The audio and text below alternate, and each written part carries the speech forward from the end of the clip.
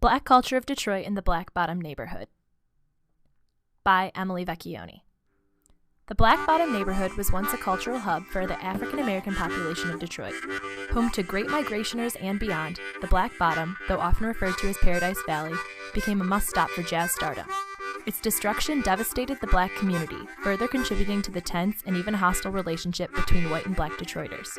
Recent efforts to promote the rich cultural heritage of African Americans in Detroit reflect the healing of decades of targeting African American neighborhoods, such as the Black Bottom. The Great Migration and the creation of the Black Bottom. The Great Migration culturally changed cities all over the northern United States. Detroit was greatly affected due to the influx of automobile industry jobs and Henry Ford's 1914 promise: all employees will make at least $5 per day. The African Americans who migrated for these jobs needed a place to live, and they found homes in a former German ghetto called the Black Bottom, originally named for the rich, dark soil on which early settlers farmed. The neighborhood was defined by Verner Street on the north, Hastings Street on the east, Madison on the south, and John R. on the west, with Gratiot Road cutting across the middle.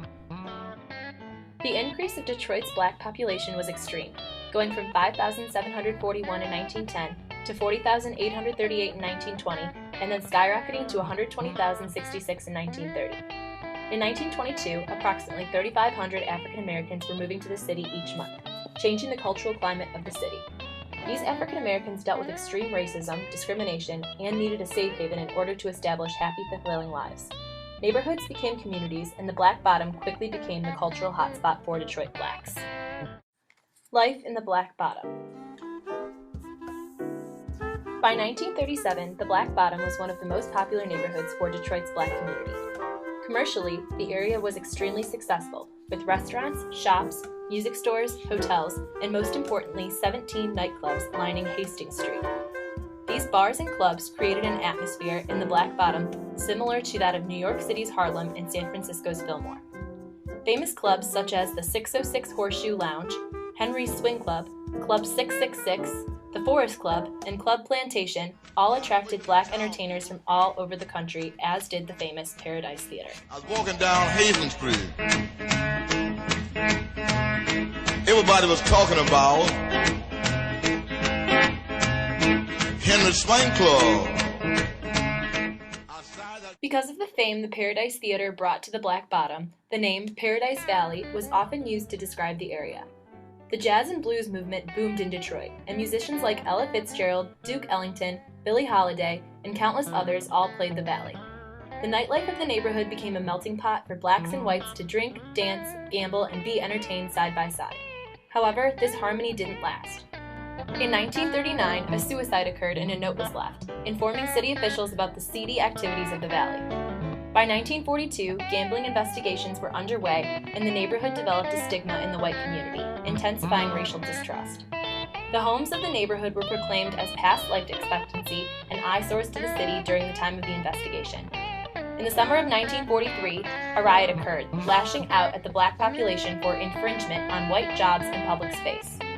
Things continued to go downhill after that, due to the racial tension and further disgust with the seedy behavior and unsightly appearance of the city.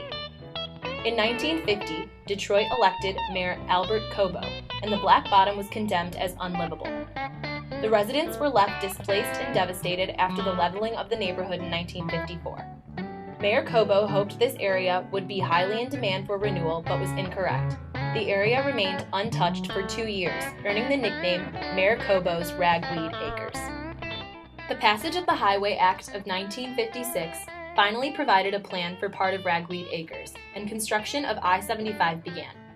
Famed Chicago architect Mies van der Rohe was also hired this year and began construction on Lafayette Park and Lafayette Towers, a high-rise housing community that was economically unfit for the blacks who were displaced from the area.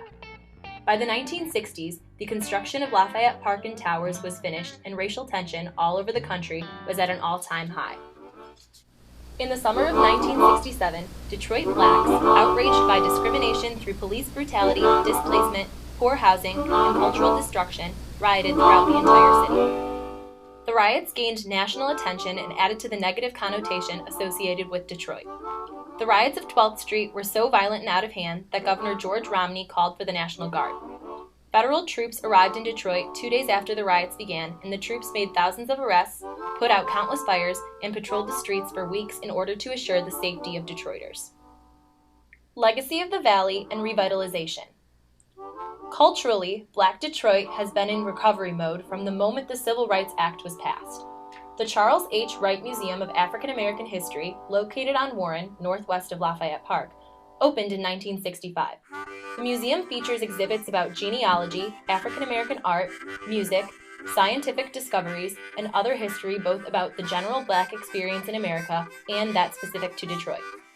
The Wright Museum, annual Detroit Jazz Festival, and Hitsville, USA Motown Museum not only promote and revitalize Black culture, they also represent the culture of Detroit, a city that is always in need of positive press.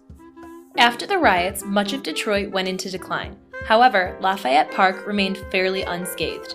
The integrated neighborhood fought the white flight to suburbia that was occurring around the city, and due to the constant integration efforts, the neighborhood is still considered one of the most diverse in Detroit. The area has never been segregated, and original buyers often bought or rented there in order to avoid segregation and discrimination. Ruth Blue stated, "When I was looking at Lafayette Park, I asked, 'Can Black people live here?' And I heard yes, so I thought, good, I want to live here, because I had a lot of Black friends and colleagues and wanted to be able to bring them around." The townhomes and apartments of Lafayette Park and Lafayette Towers are very characteristic of Mies van der Rohe, featuring floating staircases, floor-to-ceiling windows, lush surrounding landscape, and other modern architectural touches. As of 2010, the neighborhood seemed fairly immune to economic strife of suffering Detroit, almost unaffected by the population and job loss. However, something changed, for all was not well in former Paradise Valley.